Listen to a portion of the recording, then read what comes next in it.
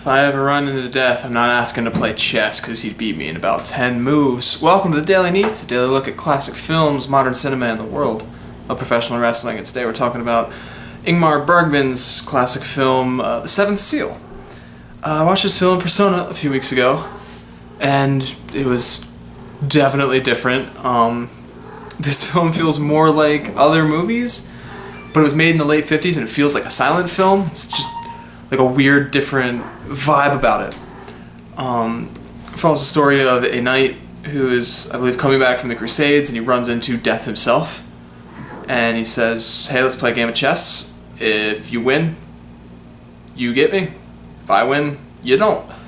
And they're playing this game of chess throughout as they meet a family of actors and this blacksmith who's lost his wife and eventually finds her again. This colorful cast of characters, and in the end, they pretty much all die from the Black Plague, and they're shown dancing with death on a hill. And it's weird. It's definitely a weird movie. I'm not quite sure what to think of it. It took me like halfway through the movie just to get invested personally, which is not a great sign, but I was invested by the end, and I cared about some of the characters by the end, so they got me. But I feel like a lot of the movie was about the discussion of death and God and trying to figure out what's real and what happens when you die and that kind of thing. And I feel like that's the kind of discussion that I'm more interested in actually sitting down with somebody and having the discussion than watching a film in which characters have the discussion or the director has that discussion using his characters with himself. So it's like I think it was more of one of those situations where it's good on paper but didn't quite click for me. Sitting down and watching it. It may also just been my mood today. I don't know.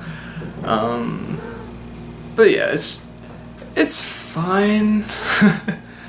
It's not something I'm gonna watch again. And I've seen stills from it. Like I've seen the pictures of the guy playing chess with death, and I always thought it was from like a movie from like the 20s or the 30s. I didn't realize it was made in the 50s. It feels kind of dated.